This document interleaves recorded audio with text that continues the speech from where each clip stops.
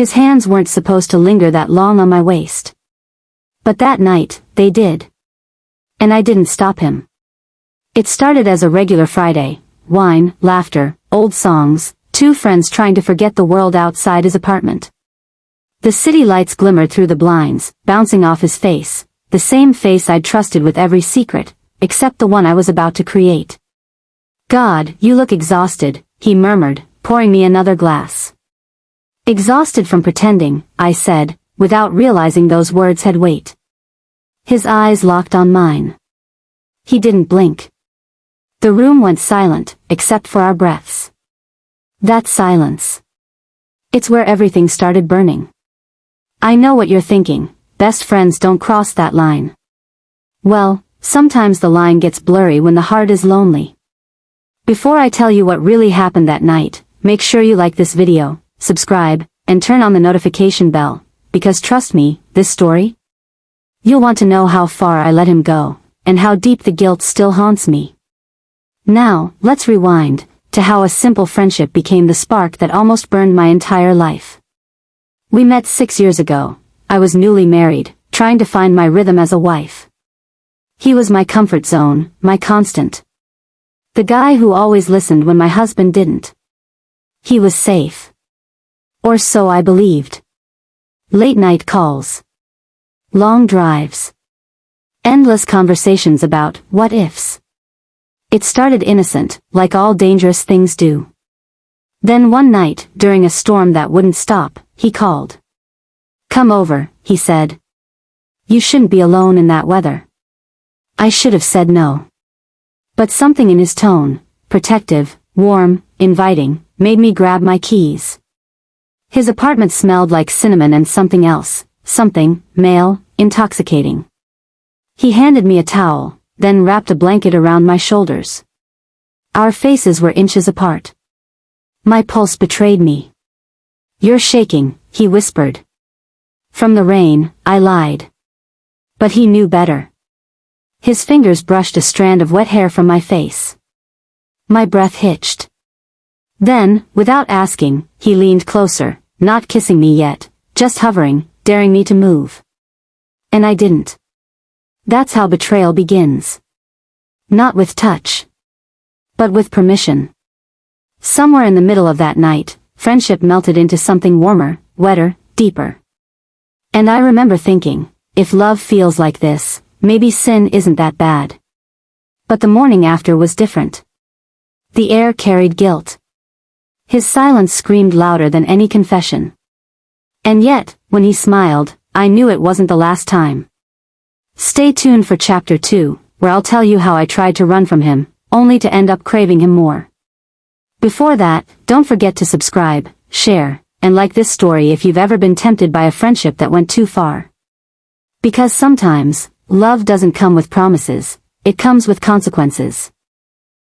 It was supposed to be just another weekend. A casual dinner, laughter, old memories, like every time Ethan and I hung out. But something was different that night. The way he looked at me wasn't the same. The way I smiled back wasn't innocent anymore. We were two adults pretending to be best friends, yet our bodies already knew a language our mouths couldn't speak. I remember the dim light in his kitchen, the sound of soft jazz humming in the background, and the bottle of wine that refused to stay half full. His jokes made me laugh until my chest ached, but beneath every laugh was a tension neither of us could ignore. When he reached across the counter to brush a crumb from my lip, my breath caught. It wasn't the touch itself, it was how slow he did it. How his eyes followed his own fingers, then met mine again, like he was silently asking for permission to break what we'd both built for years. "Don't," I whispered, barely audible. But I didn't move. And neither did he. That was the moment everything started to blur, the friendship, the loyalty, the vows that still rested on my ring finger. He leaned closer. The air felt charged, trembling with anticipation. When his lips finally touched mine, it wasn't wild or desperate, it was slow. As if he wanted to memorize the shape of every boundary he was about to destroy. And I let him. I melted into it, his warmth, his scent, his taste. Every part of me screamed that it was wrong, yet my body kept saying just this once. Somewhere between that kiss and the sound of rain tapping the window, my resistance vanished completely. He led me to the couch. The world outside disappeared, the rain, the city, even my husband's name. It was just the rhythm of his breath and the way he whispered my name like it belonged only to him. But when it was over, when I lay there catching my breath, a strange silence filled the room. Not regret. Not guilt. Something deeper, like I had opened a door I could never close again. He looked at me and smiled faintly. "You okay?" I nodded, pretending I was. That night, when I drove home, I realized something scary. I didn't miss my husband. I missed Ethan's voice. And that was how the betrayal began to bloom. Broken heart, if you've ever crossed a line between friendship and desire, tell me in the comments below, do you think friendship can ever survive it? Speech Balloon, don't forget to subscribe, like, and share. More true infidelity confessions are coming soon. I didn't know where friendship ended and forbidden love began, until that night. Until his fingers brushed mine and everything innocent between us drowned in silence and heavy breathing. I remember sitting on his couch, my knees tucked under me, wearing one of his oversized shirts that smelled like him, cedarwood, bourbon, and the faint trace of laundry detergent that somehow turned me on more than any perfume ever did. We'd just finished watching a movie, the kind that neither of us paid attention to because the tension in the air was louder than the dialogue on the screen. "Are you okay?" he asked softly. His voice wasn't ordinary anymore, it trembled with something else. Something dangerous. I nodded. "Yeah. I think so." But I wasn't. I was a wildfire wrapped in skin, aching for him to light me fully. He reached out again, brushing a strand of hair behind my ear. That simple touch made me melt. His eyes locked on mine, studying every shiver, every hesitation. He whispered, "You're shaking." And I said what I shouldn't have. "Maybe it's because you're too close." He didn't move away. He leaned in, slow and deliberate, as if he was testing if the line of friendship could bend instead of break. And then, his lips found mine. That kiss, it wasn't soft. It was years of bottled-up emotion exploding. It was every memory we shared, every late-night talk, every "we're just friends" crashing down like a lie we both believed too long. My heart thudded so hard I could feel it echo in his chest. His hands slid to my back, tracing patterns that made my body arch closer, hungry for something deeper, something reckless. He whispered my name between breaths, like a prayer he'd finally dared to say out loud. But halfway through that kiss, I pulled back. My voice barely came out. "This isn't right." He swallowed hard.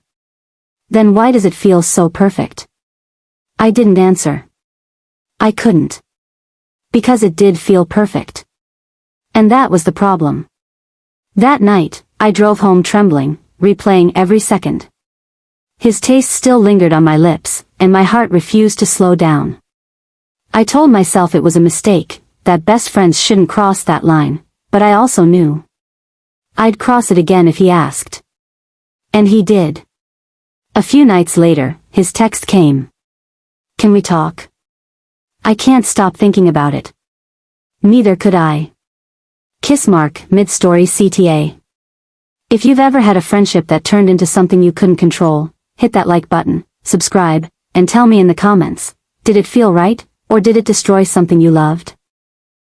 I never knew how close, comfort, and chaos could feel until that night. It started like any other, me sitting on his couch, barefoot, holding a glass of red wine, pretending not to notice how his eyes traced the edges of my silence.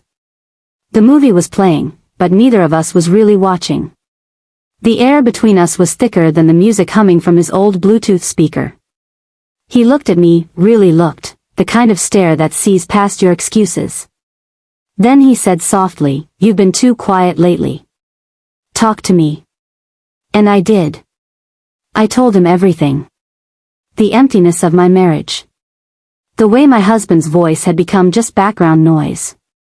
The loneliness that came crawling at midnight when I had no one to hold, no one to listen. He didn't interrupt. He just shifted closer, his hand brushing mine like an unspoken invitation. And before I could stop it, his touch became a sentence my body finished without permission. "Maybe you just need to feel again," he whispered. My heart raced, torn between the woman I was supposed to be and the one his warmth awakened. His breath touched my cheek, his words trembling against my skin. And suddenly, I wasn't thinking about right or wrong. I was thinking about real. That was the poison, his gentleness. It didn't burn. It soothed. And that's what made it so deadly. When his lips finally met mine, it wasn't passion that broke me, it was relief. All the buried ache, all the quiet craving, spilled out through a kiss I should have refused. Somewhere in the middle of it, I whispered, "We shouldn't." He answered, "Then stop me." I didn't. Because truthfully, I didn't want to. For the first time in months, I felt alive, but the taste of that life carried guilt like smoke. And as we pulled away, our eyes met with silent realization, we had crossed a line that friendship could never heal. But the worst part? Even as I left his apartment, with trembling legs and messy hair, I already knew I'd come back. I told myself it was closure. But deep down, I knew it was addiction. Midway reminder. Backhand index pointing right. If you're still listening, don't forget to like this video, subscribe, and share your thoughts below. Stories like mine aren't for sympathy, they're for truth. Sometimes truth comes wrapped in sin, and that's what makes it real. I never thought the very man who used to wipe my tears would become the reason I couldn't stop trembling under my own sheets. He wasn't supposed to go that deep, not just into me, but into the part of me I'd buried long ago. When his hands held my face that night, trembling slightly as if afraid of what we'd just done, I realized, I was no longer his best friend's wife. I had become his secret, his undoing, his mirror of guilt and need. Headphone. Before I take you through the rest of this confession, make sure you've subscribed, liked, and shared this story. I promise, it only gets more real from here. He had that way of looking at me, like he was still trying to apologize while his lips tasted my skin. Each kiss carried a question, a doubt, a danger. And still, I pulled him closer, as if the heat between us could erase the world outside that room. There was no music, only the slow hum of the air conditioner and our breathing, sinking like confessions too heavy to whisper aloud. He wasn't gentle this time. He wasn't slow. He was desperate. And that desperation felt beautiful. My back pressed against the couch, my fingers tangled in his hair. We didn't care what we were destroying anymore. It was the kind of connection that felt like drowning but tasted like freedom. When he whispered my name, not as a friend, but as a man losing control, something inside me shattered. All those years of restraint, of pretending, of calling it just friendship, gone. He knew exactly where to touch, where to pause, how to look at me like he was memorizing sin itself. And maybe he was. Because that night, he stopped being my escape, he became my addiction. "Broken heart, we shouldn't be doing this," I whispered. "Then tell me to stop," he said. And I didn't. He didn't stop. He didn't want to. And neither did I. By morning, I could still feel him, not just physically, but deep in the places that once held innocence. He left quietly, like a man running from what he couldn't face, leaving behind nothing but a note on my nightstand. "You were never supposed to be mine. But you'll never not be." I read it twice, maybe more. My tears smeared the ink, but not the meaning. He had dug deeper, far deeper than he should have, and now I was buried in the ache he left behind. Red heart fire. If you've ever had someone who made you lose yourself just by touching you, hit that like button. Subscribe for more real, raw confessions like this. Because sometimes, the truth doesn't just set you free, it buries you alive in pleasure and regret. And that was the end of it. Or maybe, just the pause before our next beginning. Because even now, every vibration of my phone, every scent that reminds me of him, makes me wonder. If I'd been buried by his depth, or reborn by it. I shouldn't be here. I shouldn't be in his arms, letting his breath tickle my neck as his heartbeat synchronizes with mine. But every time I tried to pull away, his warmth reminded me how long I'd been cold. "Do you regret it?" he whispered, tracing my jawline with his fingertips. Regret. The word used to sound like warning, now it tastes like honey. I smiled faintly. "I regret not feeling this sooner." He exhaled, slow, shaky, meeting, and that single breath dragged me into another spiral of emotions. His lips found mine, soft but demanding, like he was trying to rewrite every moment we ever spent pretending we were just friends. That night wasn't about betrayal anymore. It was about discovery, how love can grow from the ashes of denial, how desire can bloom even where friendship once rooted. I felt every inch of his truth, his pulse, his hunger, his need for me that had been buried for years under laughter and boundaries. And when his hands explored the unspoken parts of me, I knew this wasn't just a mistake. It was an awakening. As the dawn crept in through the blinds, I looked at him, his face peaceful, his arm resting over me like I was something sacred, not stolen. Maybe I was both. Maybe we both were. I whispered, "Don't promise forever, just promise this moment stays real." He smiled in his sleep, and I took that as enough. Because sometimes betrayal is just love that refused to die quietly. Headphone before you go, don't forget to kiss mark like this story if it touched your heart. Fire subscribe for more true tales of passion, confession, and forbidden love. Broken hearts share it if you've ever been caught between what's right and what feels too good to resist.